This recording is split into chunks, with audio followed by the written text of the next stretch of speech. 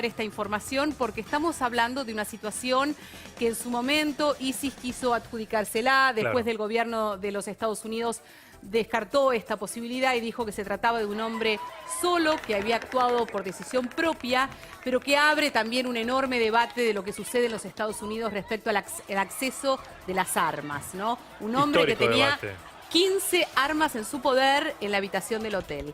Bueno, estamos aquí con Inés Capdevila, con Jorge Rosales y con Irma Argüello para analizar esta situación y básicamente ver si tiene o no una posible solución, porque son hechos que se van repitiendo a lo largo del tiempo. Esto es permanente, Inés, ¿no? La cuestión de las armas en Estados Unidos, el acceso y estas matanzas. ¿Hay un enfoque nuevo hacia esto? No, el enfoque siempre se renueva el día después de las matanzas.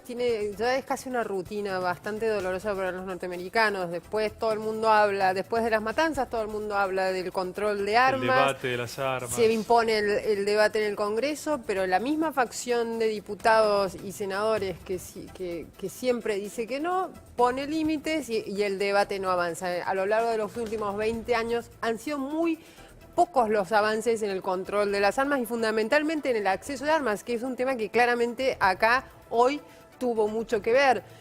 Este hombre tenía entre 17 y 19 armas, entre ellas varias de asalto. Tenía rondas de municiones, algo así como 1000. Es descabellado que alguien pueda acceder a todas esas sin los controles de antecedentes. Hoy lo abre, ahora hay que ver cuánto sigue y sobre todo hay que plantearse la pregunta es, la National Rifle Association, la NRA, que es fuertísima en Estados Unidos, fue uno de los grandes donantes de campaña de Donald Trump. Claro. Donald Trump hoy no hizo ninguna mención, es muy curioso que no lo haya hecho, hay que ver hasta dónde llega el debate después de hoy.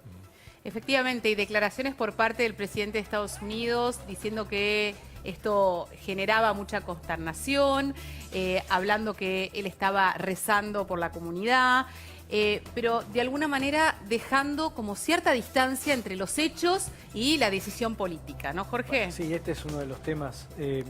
Siguiendo lo que decía Inés, el debate por la tenencia, el uso de las armas, la prohibición de determinado tipo de armas, la venta entre personas civiles. Esto, si no hay una definición política de fondo, esto va a seguir. Hay 93 personas por día mueren en Estados Unidos a raíz de disparos de armas de fuego. Por supuesto, a nosotros nos conmueven estos hechos cuando son masivos, pero representan casi el 3% de los muertos en un año. Entonces, nos sacudimos cuando pasan estas cosas, pero todos los días, según una de las asociaciones de la Fundación Brady, James Brady era el vocero del presidente Reagan cuando fue baleado y fue él que quedó muy mal herido. Bueno, los familiares continuaron y tomaron la prohibición de la venta de armas, del uso de armas como una de las principales banderas de esta fundación. Da números que son escalofriantes. 33.000 personas por año mueren en Estados Unidos a raíz de los disparos. Con lo cual, estos hechos sacuden, conmueven, lo ponen en el centro, pero todos los días pasan estas cosas de manera aislada. Muy interesante este contexto para seguirlo. Enseguida te escuchamos, Irma, pero ahora tenemos una comunicación con Silvina Pais, argentina, que trabaja en Las Vegas y que justamente iba a participar de este evento de música country sobre el final. Silvina, ¿nos escuchás? Sí, hola, buenas tardes. Bien, ¿vos estabas yendo al lugar para trabajar? Sí, me estaba preparando, estaba a camino, ya casi llegando para estacionar mi auto bien adelante. Estaba manejando por Las Vegas Boulevard cuando, o sea, unos minutos después de la primera ráfaga de tiro, que hasta ese momento había mucha confusión de qué es lo que estaba pasando, porque yo, por ejemplo, yo dentro del auto lo único que vi cuando estaba llegando, me estaba aproximando al lugar, era que había muchísimos autos de policía llegando, policías por todos lados. Pensé que era una rutina porque se estaba acercando el final del show y había mucha gente saliendo. que iba a salir mucha gente del show, pero después la gente bloqueó, podíamos continuar por Las Vegas Boulevard. Yo estaba haciendo para el lado de Mandalay Bay y estaba a media cuadra del Mandalay Bay y fue todo muy, muy rápido. Nos bloquearon el camino y después se empezaron a escuchar tiros de ametralladoras. Fue una confusión grande porque no estaba entendiendo qué estaba pasando. Por un segundo me pasó la idea de un ataque terrorista también. Silvina. Empezamos a salir, sí.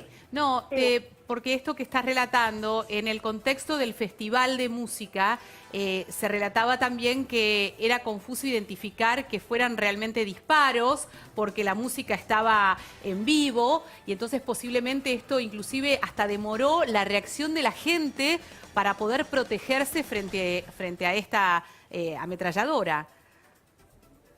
Exactamente. Por un momento yo pensé que era rutina del fin del... Generalmente cuando hay shows grandes, hacen una suelta de fuegos artificiales al final. Pensé que eran fuegos artificiales, pensé que el show estaba terminando.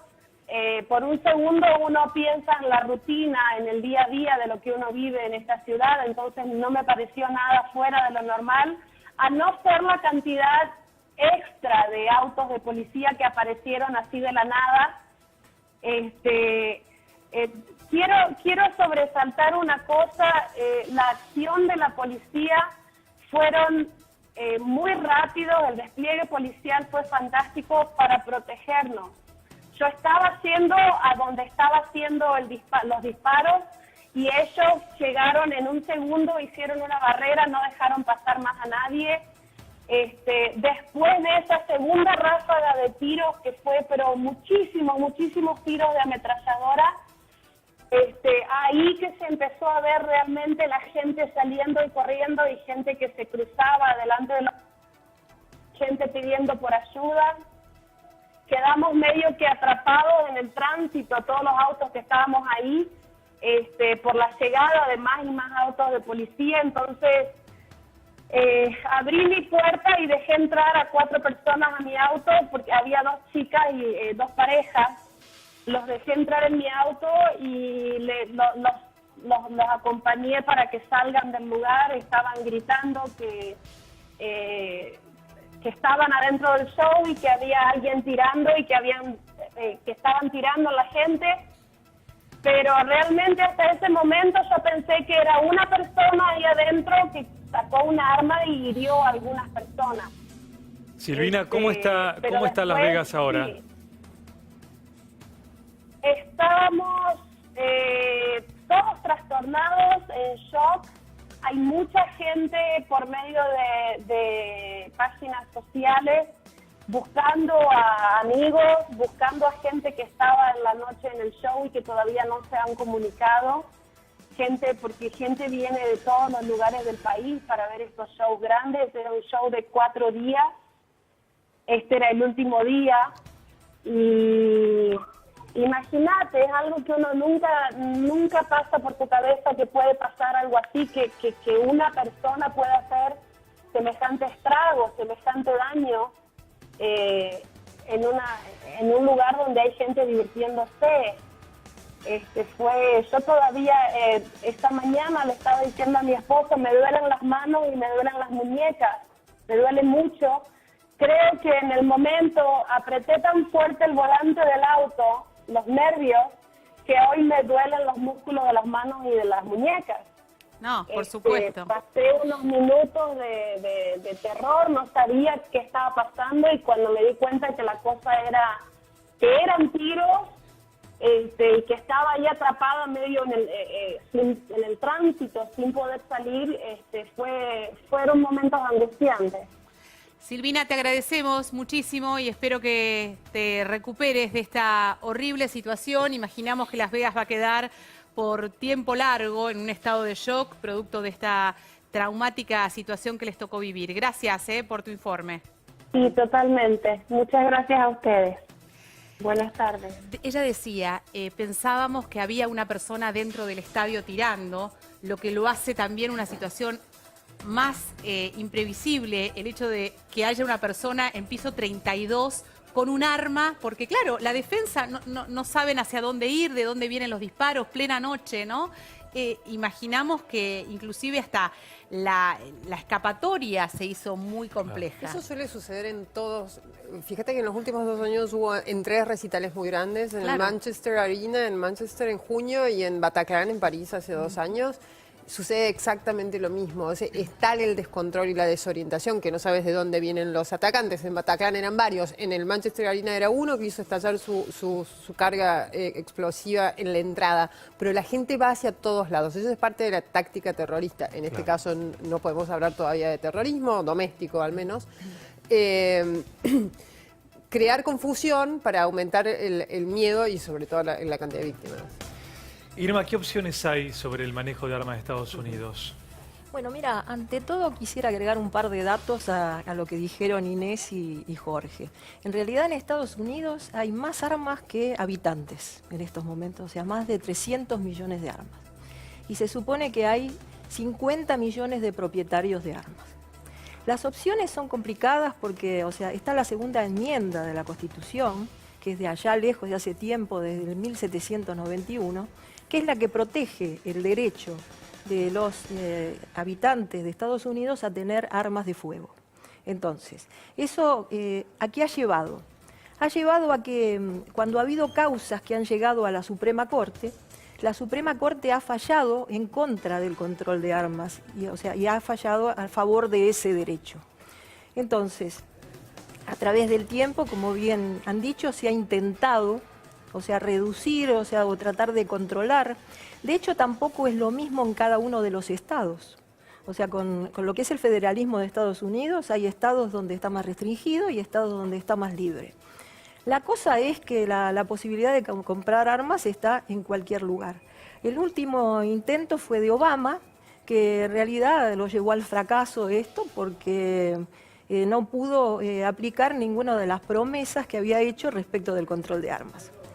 Otro párrafo quisiera decir respecto del discurso de Trump. El discurso de Trump,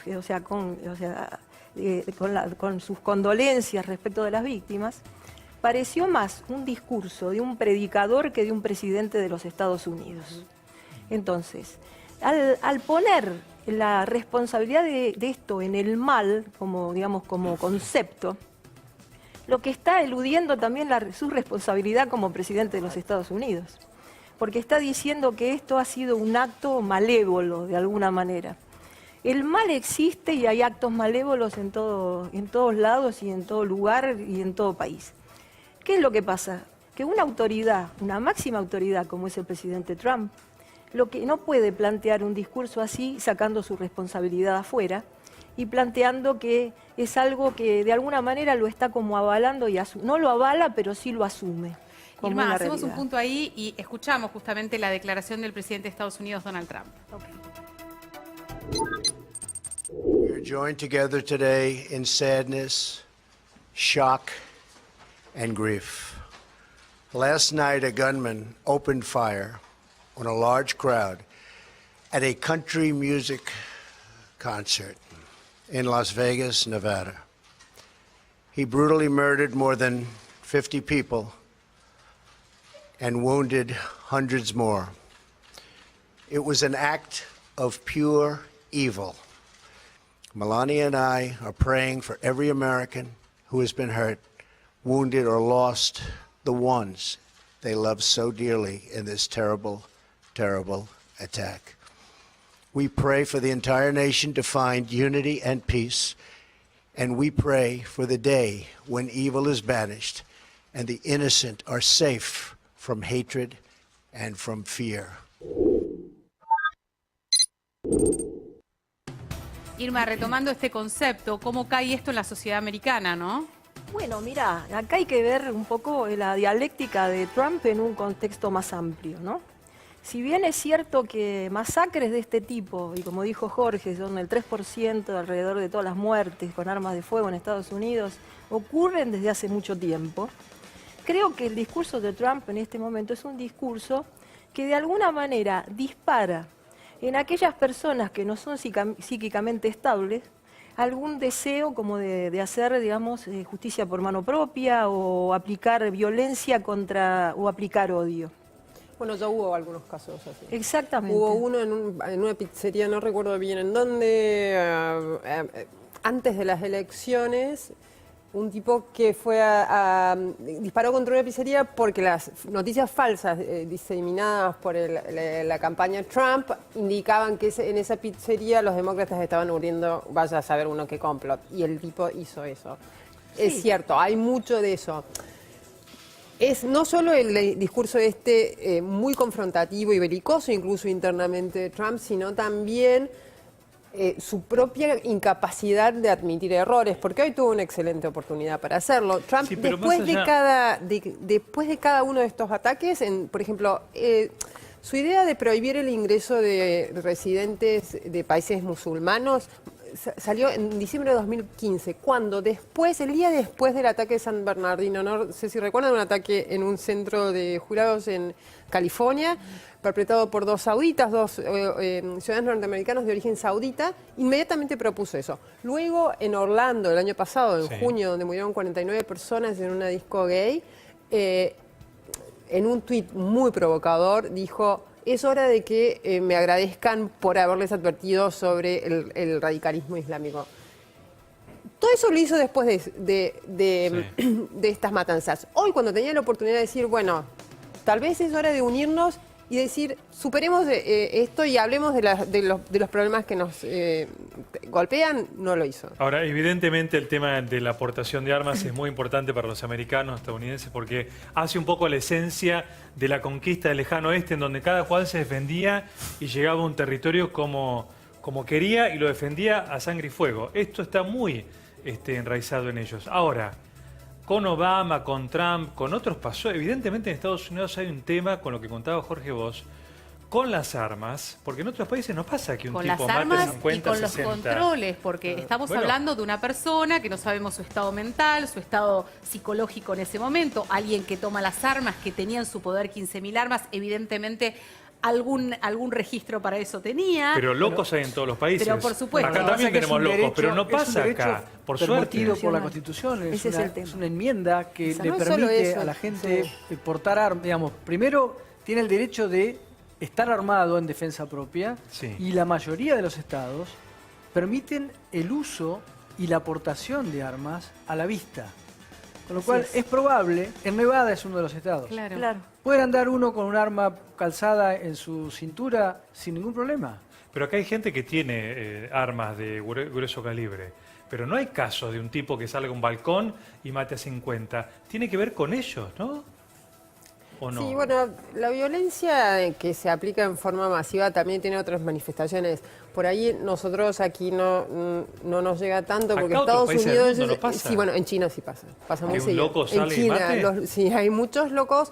Hubo hace unos 3 años una serie de ataques muy tremendos con cuchillos en jardines de infantes.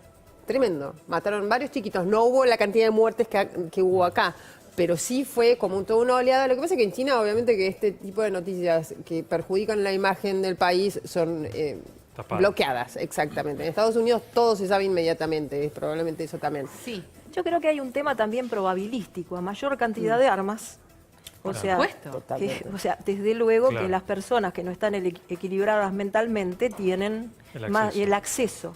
Porque un arma la podés comprar en supermercados, hay ferias de armas donde la gente compra armas. O sea, y no es necesario un registro. Y no es literalmente en un supermercado. Exactamente, sí, claro. literalmente en un supermercado. Entonces, la abundancia de armas hace que no haya que hacer el menor esfuerzo para comprar. De ahí, porque nosotros como ciudadanos argentinos lo primero que a uno se le ocurre es decir, ¿cómo puede ser que esté en una habitación de un hotel con 15 armas y que nadie lo haya notado o nadie se haya preocupado porque esta persona en algún momento llegó con su valija o la llevó portando, como dice Jorge, posiblemente hasta con total naturalidad porque tiene el derecho a portación? Entonces es un contexto social muy diferente para poder entender de alguna manera esta enorme Bueno, hay tragedia. estados ¿Hay que que es explicar muy- por qué es la muy- compras? ¿Vas y la compras y no tenés que explicar por qué? Nada. No, sí, en Las Vegas tenés que explicar. Tenés 3 días, pero Sí. lo que pasa es que el tipo de controles, lo que ellos hacen es un control de antecedentes, no te hacen controles médicos, hay otros estados que te hacen controles médicos, controles de sanidad mental. Que sería básico, pero ¿no? Digamos, para el tema. en Las Vegas, perdón, en Nevada, que es Las Vegas, tenés que explicar, pero es muy laxo el control. Son 72 horas que te llega a hacer un chequeo liviano. No, es muy fuerte para quienes vivimos en una sociedad que no está acostumbrado a andar con armas en la calle, cruzarte con alguien portando un arma. A plena luz del día, un arma de las que un calibre 38, un calibre 45, armas de puño y también escopetas. Hay lugares donde se puede transportar escopetas. La prohibición y el gran debate es por el tipo de armas que se pueden vender y comprar. Está prohibido la venta de ametralladoras, armas automáticas, semiautomáticas se puede usar según el Estado. Y ahí el debate del arma que usó. Claro, ese es el punto. No hubiese matado tanto si otro habría sido el arma. Por ejemplo, Trump se opuso en el principio de la campaña, él se oponía a una prohibición sobre las armas de asalto, las armas automáticas, porque el nivel de matanza que conseguís con un arma automática no es el mismo que un arma común. Pero claro, como su campaña fue girando hacia la derecha cada vez más, porque él vio que había un electorado disponible ahí, esa parte de sus propuestas la fue borrando. Sí. Vamos a repasar datos del atacante, ¿no? Stephen Paddock, un hombre ya jubilado, que aparentemente casado y pasaba gran tiempo jugando en los diferentes casinos, ya en una situación donde no se le conocía un antecedente psíquico, ni de desequilibrio mental, ni alguna circunstancia familiar que pudiera justificar una decisión de esta índole. Tenemos la palabra de su hermano, que hizo declaraciones a la prensa y esto decía. It's like you think it's except that it came in, all 5 of my phones in the house and the cells and everything lit up at the same time. I'd have thought it was one of my friends joking. What, I mean, when you get a phone call that says your brother, just killed a bunch of people. So, yeah, there's just nothing. I mean, it's all in the public record. He did stuff. He went to college. He had a job.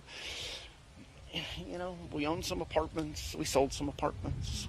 I mean, there's nothing. There was no indication at all. Nothing. That's what's so. I mean, I can't even make something up. There's nothing. Once again, our condolences. I mean, could have been my kids at that show. We're shocked, horrified, completely dumbfounded about this.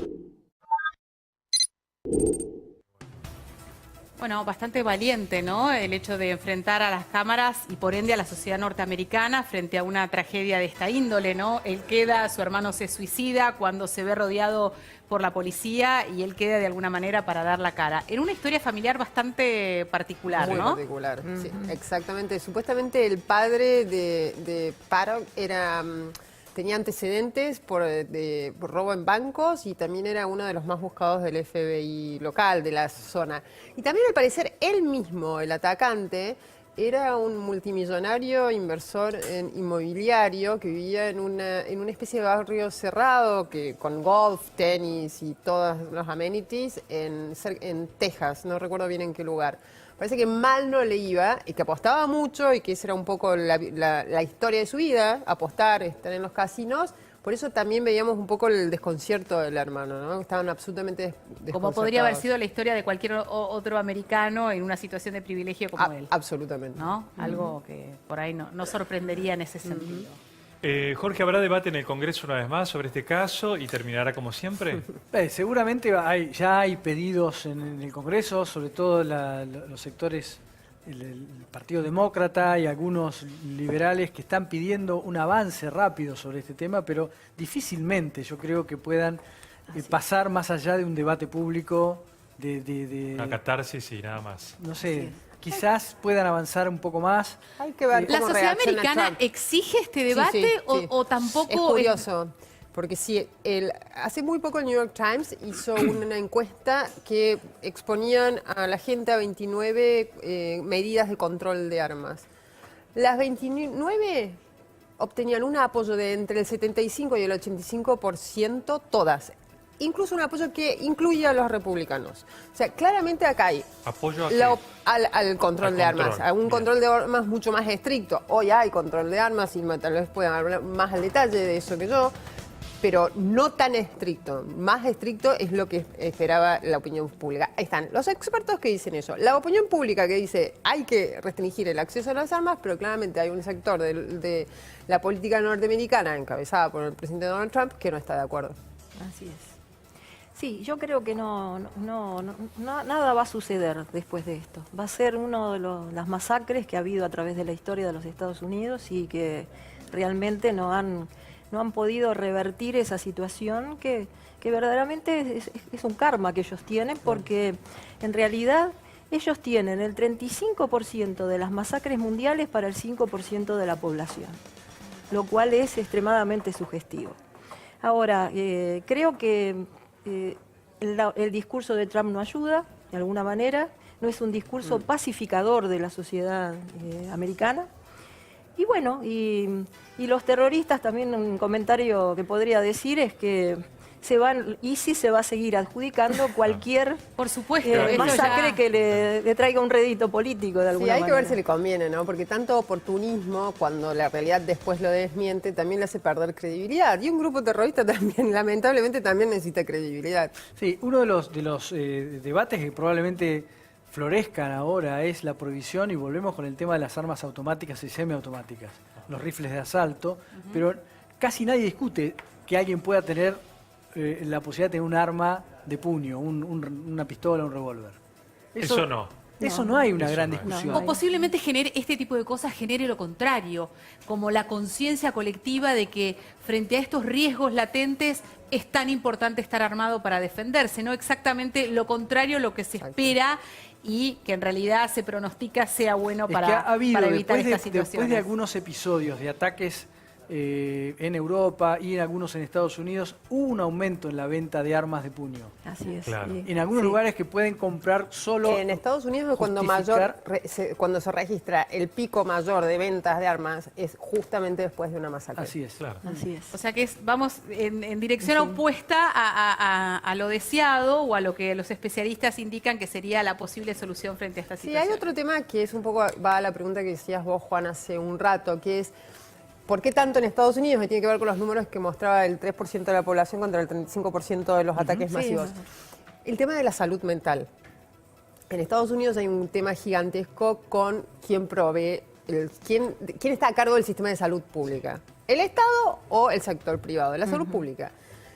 En tanto y en cuanto tampoco solucionan ese tema, que es uno de los grandes temas, uno de los grandes dolores de cabeza de la presidencia de Donald Trump y fue el mayor éxito de la presidencia de Obama, tampoco este tema lo van a poder solucionar. Porque aparte no los encierran, no los hospitalizan, hay gente no los tratan, demente no en las los tratan calles. porque la Claro. salud mental Sí, es claramente. mayormente privada. Sí. Entonces, si vos tenés poco acceso para la gente a la salud mental o está muy reducido a una élite o a alguien que lo puede pagar, aquellos que además que no tienen un tratamiento y además tienen acceso a las armas, es un combo explosivo. Y además el fanatismo, ¿no? Yo estaba viendo números hoy. Un tercio ha bajado la cantidad de quienes tienen armas en Estados Unidos. El problema es que quienes tienen armas tienen un promedio de 8 armas cada uno. Claro. Entonces ahí viene el fanatismo también, estas explosiones que terminan en lo que terminó en Las Vegas. Gracias. Muy bien. Bueno, les Gracias, agradecemos por